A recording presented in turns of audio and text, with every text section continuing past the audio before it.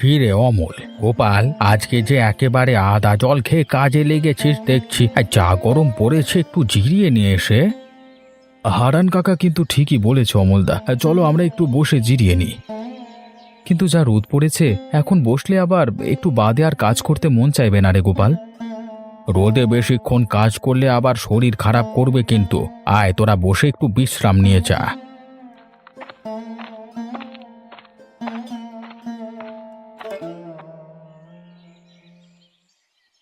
আমরা এখনো জোয়ান মানুষ, আরে আমাদের শরীর খারাপ করবার আগে তোমার শরীর খারাপ করবে হারান কাকা। সে তুই ঠিকই বলেছিস অমল, কিন্তু এখন মাঠে কাজ না করলে যে জমির ফসলগুলো নষ্ট হয়ে যাবে। আরে সেই জন্যই তো শীত বর্ষা গরম সবকিছু কি উপেক্ষা করে আমাদের চাষাদের মাঠে কাজ করতে হয়। কিন্তু এবারের গরমটা একটু বেশি পড়েছে মনে হচ্ছে। এভাবে গরম পড়তে থাকলে তো মানুষ সব অসুস্থ হয়ে পড়বে।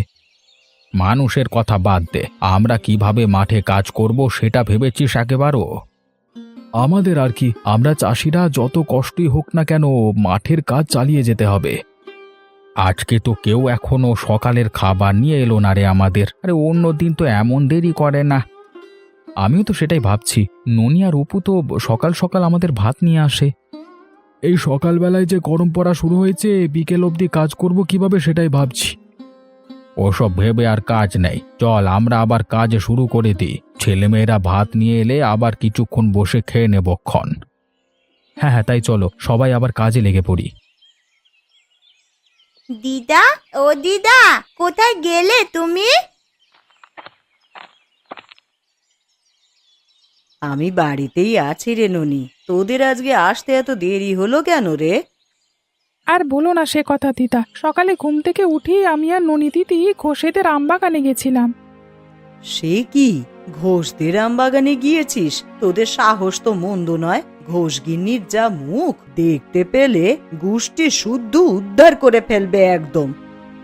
ঘোষগিন্নি টের পেলে তবে না বকা দেবে আমাদের। আমরা তো ওদের সবার ঘুম ভাঙার আগে গিয়ে আবার চলে এসেছি। তা ঘোষদের আমবাগানে কি করতে গিয়েছিলি শুনি? কি করতে আবার, ঘোষেদের বাগানের আমগুলো ভালো বড় হয়েছে, আম ভর্তা করে খেতে খুব মজা লাগে, তাই ওই বাগান থেকে কটা আম কুড়িয়ে এনেছিলাম। এই গরমে আম ডাল খেতে খুব ভালো লাগে। আমাকে দুটো দিয়ে যা সেবার আনলে। ঠিক আছে দিদা, সে দিয়ে যাবক্ষণ। এখন তাড়াতাড়ি দাদুর ভাত দাও তো, আজকে এমনিতেই দেরি হয়ে গেছে। দেরি তো করেছিস তোরা, আর এখন এসে আমাকেই তাড়া দিচ্ছিস। যা রোদ পড়েছে, আজকে না জানি বাবারা মাঠে কাজ করছে কিভাবে, তার উপর আজকে ভাত নিয়ে যেতেও দেরি হয়ে গেল। এখন গেলে বকা না দিলেই হয়, কিন্তু এই রোদে মাঠে কাজ করবে কি করে গো? আমাদের চাষা বাড়ির পুরুষদের যে রোদ বৃষ্টি কিছুই নেই রে। আবহাওয়া যেমনই হোক না কেন, তাদের তো মাঠে যেতেই হবে। সে তুমি একদম ঠিক কথা বলেছো দিদা, বাবাকে কখনো একদিনের জন্য কাজ বন্ধ করতে দেখিনি এখনো। তোরা একটু দাঁড়া, আমি এখনই তোদের দাদুর খাবারটা এনে দিচ্ছি।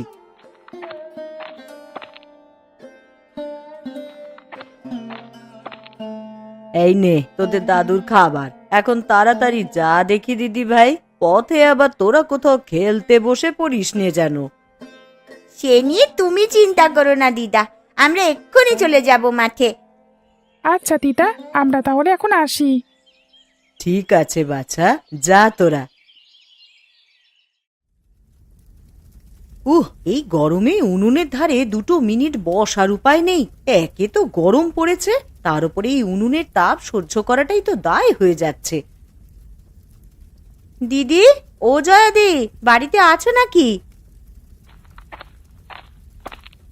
আরে কমলা যে, আয় বোন, বস এখানে।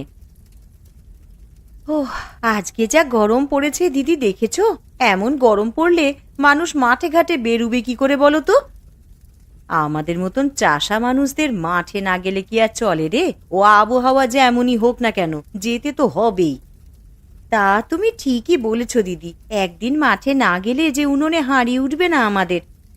তা হঠাৎ এই রোদ দিয়ে হেঁটে এলি যে, কিছু লাগবে না কি তোর? না দিদি, কিছু লাগবে না, ভাবলাম তোমার কাছ থেকে একটু ঘুরে যাই। কদিন হলো তুমি তো একেবারেই আমাদের বাড়ির দিকে যাও না। কি করে আর যাই বল, এই গরমে কোথাও বের হতে ভালো লাগে না। আর তোর দাদা মাঠ থেকে ফিরে এলে আর কোথাও যাওয়া যায় না রে, সেই জন্যই আর বাড়ি থেকে বের হই না। ননি আর অপু তো সেই কখন ভাত নিয়ে মাঠে গেল, ওরা কি ফিরে এসেছে গো দিদি? কই না তো, ওরা তো এখনো ফেরেনি। এতক্ষণে তো চলে আসার কথা। এই রুদি বাইরে বাইরে থেকে শেষে আবার অসুস্থ না হলেই হয়। দেখ গে, নদীর ধারে গিয়ে খেলতে বসেছে ঠিক। এত বলি এই গরমে বেশি বাইরে না যেতে, কিন্তু কে শোনে কার কথা। আজকে কি রান্না করবে গো দিদি? ওই তো মাছের কালিয়া আর দেশি মুরগির মাংস। মেয়েটা আবার মাছ মাংস ছাড়া ভাত খেতেই চায় না। আমারও হয়েছে ওই একই জ্বালা। ছেলেটা তো মুখে ভাতই তোলে না মাংস ছাড়া, ওর সাথে ওর বাবারও এই একই দশা। মাঠে কাজ করলেও যে সবার মাছ মাংস খাবার সামর্থ্য আছে, সেই জন্যই তো সবাই ভালো মন্দ খায়। কিন্তু এরা দিনের রোজগার যে দিনেই শেষ করে ফেলে এই ভালো মন্দ খেতে গিয়ে। কি বলবো বল, সবার যে ভালো মন্দ খেয়ে খেয়েই অভ্যাস হয়ে গেছে, এখন আর বলেও কোনো লাভ হবে না। আচ্ছা দিদি, আজ আমি আসি গো। ঠিক আছে, আবার আসিস কিন্তু সময় পেলে।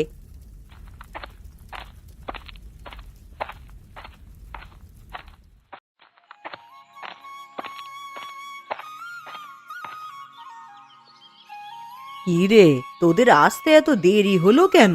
আমি সেই কখন থেকে তোদের পথ চেয়ে বসে আছি। আর বলো না দিদা, আমরা ভাত দিয়ে ফেরার পথে নদীর পাড়ে খেলতে বসেছিলাম। এই রোদে তোরা নদীর পাড়ে গিয়েছিস খেলা করতে? তোদের মা জানতে পারলে আজ আর তোদেরকে আস্ত রাখবে না। সেই জন্যই তো বুদ্ধি করে এসেছি। আমরা মাকে কি বলবো? কি বলবি শুনি? বলবো দিদার বাড়িতে আমরা খেলা করছিলাম, তাই আমাদের ফিরতে এত দেরি হয়ে গেল।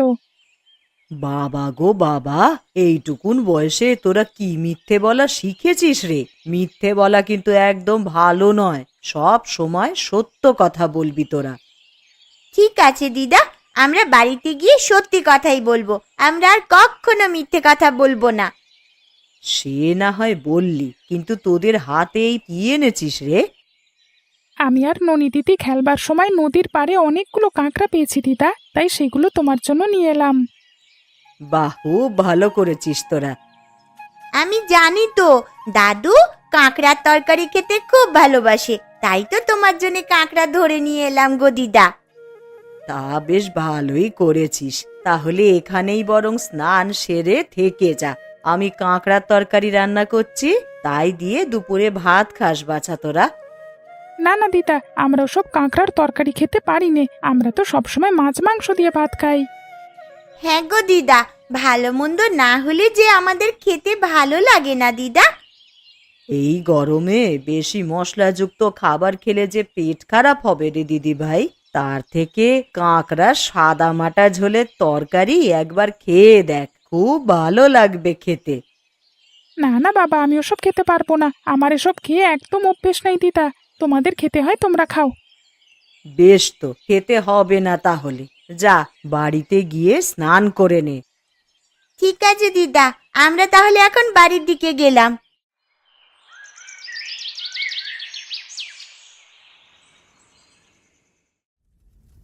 অপু, ও অপু, একবার রান্নাঘরে আয় তো বাবা। কি হয়েছে মা, ডাকছো কেন আমাকে? তোর বাবা কি ফিরেছে এখনো বাড়িতে? সন্ধে পেরিয়ে তো রাত হয়ে গেল রে। না মা, বাবা তো এখনো বাড়ি এলো না। এই গরমে সারা দিন মাঠে কাজ করে আবার বিকেলে হাটে যাওয়ার কি দরকার? আমার কথা যদি একটাও শুনতো। সারাদিন তো মাঠে কাজ করেই বাবার দিন শেষ হয়ে যায়, সেই জন্যই তো কানু কাকার দোকানে রোজ সন্ধেবেলায় সবাই আড্ডা দিতে যায়। ওই ছাতার দোকানে কি যে আছে বুঝি না। সারা দিন রোদে পুড়ে কাজ করে কার মন চায় ক্লান্ত শরীরে আবার আড্ডা দিতে যেতে? ও তুমি বুঝবে না মা, পুরুষ মানুষ একটু চায়ের দোকানে আড্ডা না দিলে চলে নাকি? বড্ড বুঝে গেছিস দেখছি। পুরুষ মানুষ আড্ডা না দিলে ভালো লাগে না? পড়ার বেলায় এই বুঝ তো হাজার বুঝিয়েও আনা যায় না। আমি বিকেলেই সব পড়া করে রেখেছি মা।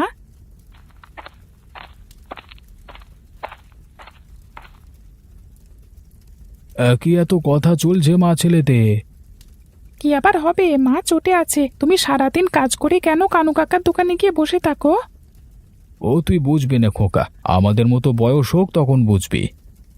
আর বুঝে কাজ নেই, তাড়াতাড়ি খেতে বসো এখন। সে কি কিন্নি, আজকে শুধু মাছের ঝোল আর ডিমের তরকারি, কেন মাংস রান্না করনি?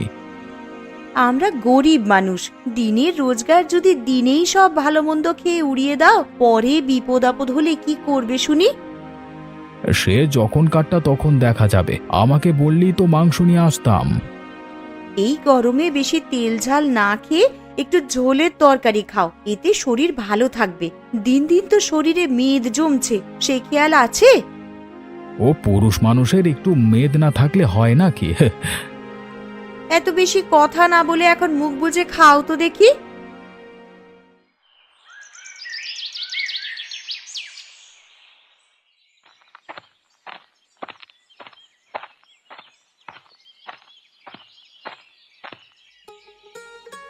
কি ব্যাপার অমল বাবু, আপনারা এত দেরি করে মাঠে যাচ্ছেন যে? দেরি করলাম কোথায়, আজকে তো এক প্রকার সকাল করেই বেরিয়ে গেছিলাম মনে হচ্ছে। কেন অন্যদিন বুঝি আরো দেরিতে মাঠে যান আপনারা? হ্যাঁ গো ডাক্তারবাবু, এত সকাল সকাল ঘুম থেকে উঠবার অভ্যেস আমাদের নেই। হারান কাকাই একমাত্র সকাল সকাল মাঠে যায়। সেই জন্যই তো হারান কাকার শরীর সবসময় সুস্থ থাকে, আর আপনারা দেরি করে ঘুম থেকে ওঠেন বলেই আপনাদের শরীর দিন দিন অবনতি হয়। আমাদের স্বাস্থ্য দেখেছো ডাক্তারবাবু তুমি? দিন দিন আমরা কেমন স্বাস্থ্যবান হচ্ছি সেটা খেয়াল করেছো? সেটা দেখেই তো আপনাদের বলছি, সকাল সকাল ঘুম থেকে উঠবার অভ্যেস করুন, আর সকল চর্বি তেল জাতীয় খাবার বাদ দিয়ে দিন খাওয়া। আমরা ভালো মন্দ ছাড়া খেতে পারি না, বেশি বেশি মাংস খেলেই তো শরীরের জন্য ভালো। মাংস খাওয়া শরীরের জন্য ভালো, কিন্তু বেশি খাওয়া কিন্তু ভালো নয়। আপনাদের মেদ যেভাবে বাড়ছে তাতে করে আপনাদের রোগের ঝুঁকি বাড়ছে। তাহলে মাছ মাংস ছেড়ে আমাদের এখন শাক পাতা খেতে বলছো নাকি তুমি ডাক্তার? না না, শাক পাতা কেন খেতে বলবো? যেটা যতটুকু দরকার সেটা ততটুকুই খাবেন। তবে মাছ মাংসের পরিপূরক হিসেবে যেসব খাবার আছে সেগুলো খেতে পারেন, এতে খরচও কমবে, পুষ্টিও বজায় থাকবে। কি খাবার খেতে পারি আমরা মাংসের পরিবর্তে? এই যেমন ধরুন কাঁকড়ার তরকারি, কাঁকড়াতে আছে মাছ মাংসের সমান পুষ্টিগুণ, যা খেলে আপনাদের শরীরে মাংসের সমান পুষ্টি পাবেন। আর তাছাড়াও কাঁকড়াতে আছে অনেক পুষ্টি। হয়েছে, আর বলতে হবে না, ওসব ছাইপাশ খাবার আমরা খাই না। এগোপাল চল তো, বেশি কথা শোনবার সময় নেই আমাদের এখন। হ্যাঁ চলো চলো দাদা চলো।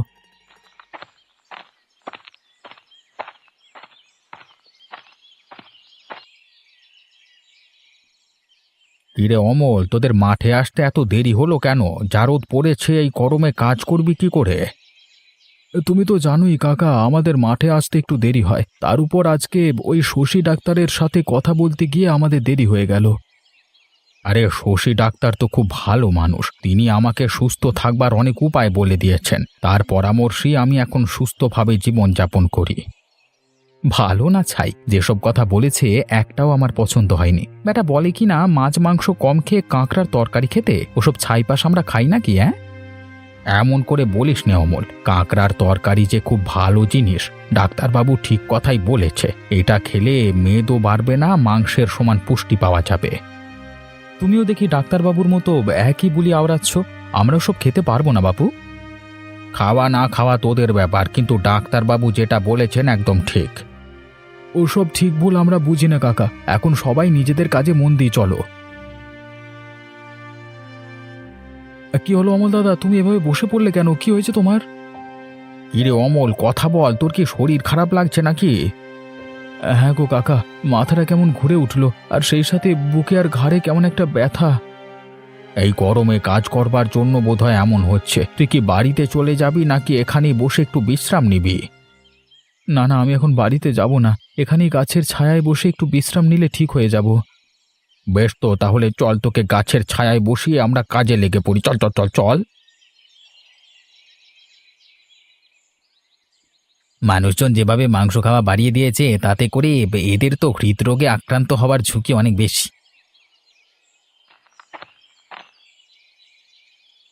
ডাক্তারবাবু, ডাক্তারবাবু, আমার ছেলেকে বাঁচান। আপনি চিন্তিত হবেন না, কি হয়েছে খুলে বলুন আমাকে। আমার ছেলেটা সকাল থেকে পেটের ব্যথায় উঠতে পারছে না, আর অনবরত বমি করছে। আগে ওকে এই বেডে শুইয়ে দিন, তারপরে আমি চিকিৎসা শুরু করছি। আমার ছেলেটার কিছু হবে না তো ডাক্তারবাবু? আপনি আমার ছেলেটাকে বাঁচান। আপনারা এইভাবে ভেঙে পড়বেন না, দেখবেন সব ঠিক হয়ে যাবে, বিধাতার উপর ভরসা রাখুন। আচ্ছা বলুন তো, অপু সকালে কি খেয়েছিল? আমি তো মাঠে ছিলাম, আমি বলতে পারবো না, অপুর মা বলতে পারবে। আমি বলছি, অপু সকালে মাংস আর হাঁসের ডিমের তরকারি দিয়ে ভাত খেয়েছিল। আচ্ছা এবার বুঝতে পেরেছি, অপুর আসলে ফুড পয়জনিং হয়েছে। আসলে এই গরমে বেশি তেল মশলার খাবার খেলে এরকমটা হয়ে থাকে। তাহলে এখন উপায় কি ডাক্তারবাবু?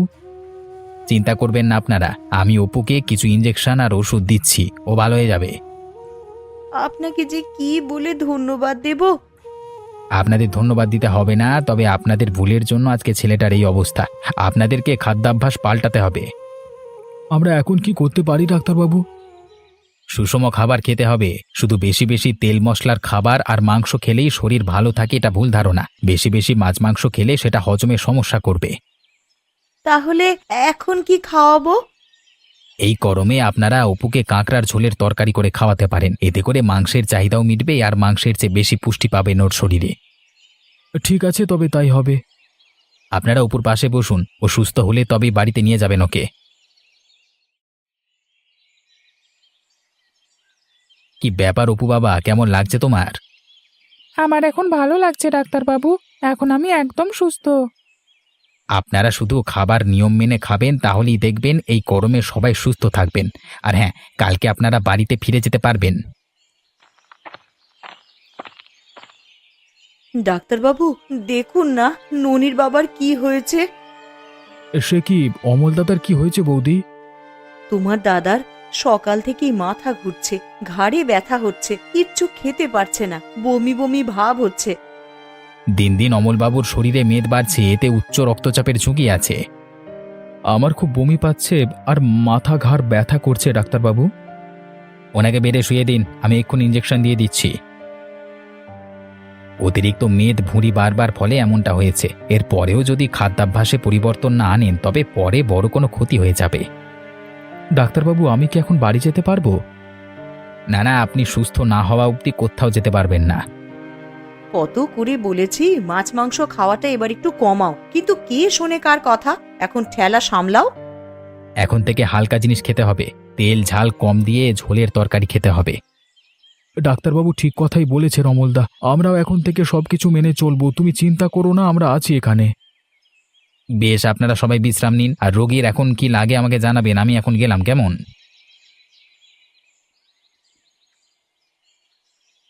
আমার তো খিদে পেয়েছে মা, আমাকে কিছু খেতে দেবে কি?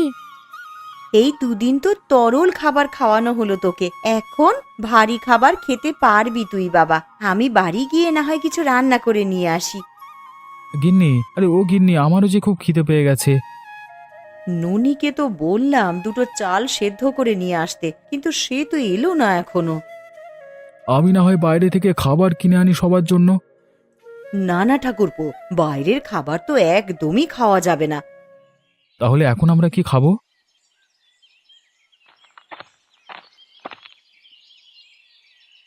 আমরা থাকতে তোরা না খেয়ে থাকবি, তা কি করে হয় বলতো? কাকা, তুমি এসেছো, দেখো না আমি কেমন অসুস্থ হয়ে গেলাম। সে তো হবি, তোদের কাকা এই বয়সেও সুস্থ। সে রোজ সকালে উঠেই কাজে যায়, আবার খাবারও নিয়ম মেনেই খায়। তাই তো দিদা আজকে সবার জন্য কাঁকড়ার তরকারি নিয়ে এসেছে। এই কাঁকড়ার তরকারিকে আমরা না জেনে কত অবজ্ঞা করেছি, কিন্তু এর যে এত উপকারিতা তা আগে জানলে মাংস রেখে এটাই খেতাম। এখন আর বেশি কথা বলিস না কেউ, সবাই খেতে বসে পর দেখি। আজকে এই গরমের দিনে সবাই মিলে কাঁকড়ার তরকারি দিয়ে আমরা ভাত খাবো।